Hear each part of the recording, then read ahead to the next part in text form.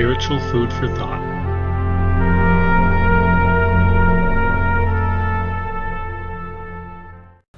So today I'm going to be asking the simple question, would having a very old earth, meaning millions or billions of years old, make Jesus Christ a liar? There are some people who are what you would call a young earth creationist, who would believe that since we can trace through history how far we are from our current age to the time when Jesus walked, and since we have the genealogy in the Bible that leads from Jesus all the way back to Adam, and since we know that Adam was created on the 6th day of creation week, that therefore we can come up with roughly 6,000 years of mankind's existence and 6,000 years for the world's existence. Then there are others who would lean towards the secular scientist view that millions and billions of years ago we can figure out when these things existed because of various dating methods. So what I'm going to do is just share a thought, okay? If we read in Genesis 1, verse 1, in the beginning, God created the heavens and the earth. Nobody really kind of disputes when that beginning would have been. If you read in John 1:1, in the beginning was the Word, and the Word was with God, and the Word was God. Nobody really doubts when that beginning was. It's the same beginning. Now, there's a time in the ministry of Jesus Christ where some people come up, the Pharisees are asking him a question, and he says something very interesting, which I think we should consider. So this comes from Matthew 19. Let's go start at verse 1. And it came to pass that when Jesus had finished these sayings, he departed from Galilee and came into the coast of Judea beyond Jordan. And great multitudes followed him, and he healed them there. Then the Pharisees also came unto him, tempting him, and saying unto him, Is it lawful for a man to put away his wife for every cause? And he answered and said unto them, Have ye not read that he which made them at the beginning made them male and female? I'm going to leave it right there. Really, the point that what Jesus is getting to comes in verse 6, where he says, what God's joined together, let not man put asunder. But he touches on a couple other things. One of them I point out in my time of departure video, which would say, for this cause shall a man leave his father and mother and cleave unto his wife. And the part that we're looking at here is when he says, he which made them at the beginning made them male and female. Now again, this is Jesus Christ saying this, right? We can find the same thing in Mark 10, the same account, and in 10:6 of Mark, from the beginning of creation, God made them male and female. So my simple question is this. If we have day 1 of creation, and then on day 6 of creation, God makes mankind, and then we pass, 4,000 years to Jesus, and then we pass another 2,000 years to us.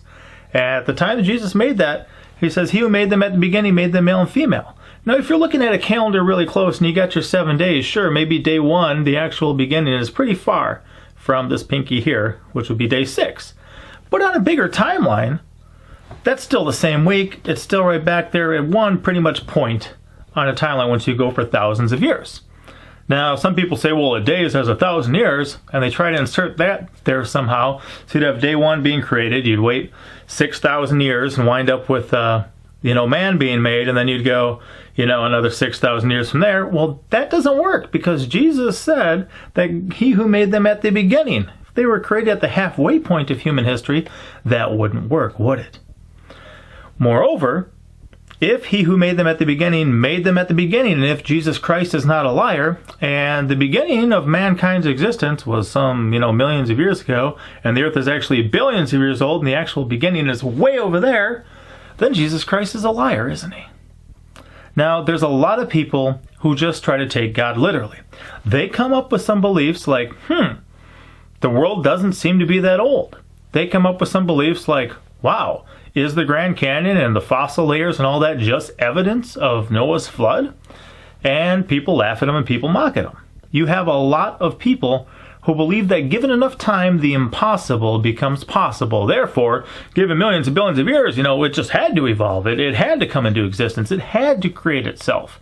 The reason that people want millions or billions of years is to find a way to get away from having God.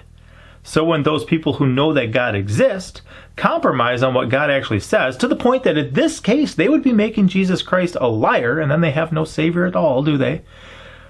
But when they compromise, they always compromise their actual beliefs to fit in the flawed beliefs of mankind.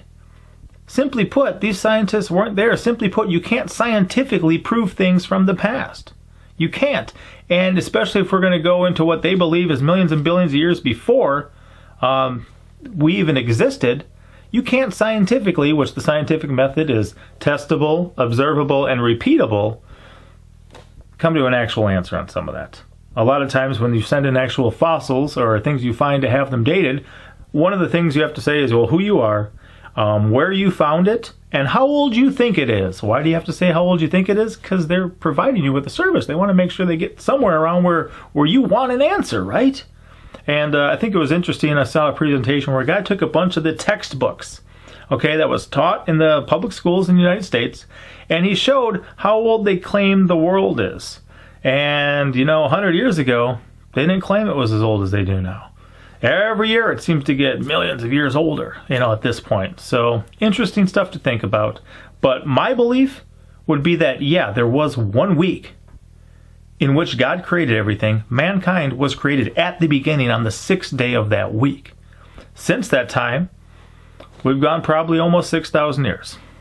That's my belief. And if you think that makes me unscientific, you don't really know what science is. If you think that makes me a fool, I'm okay with that.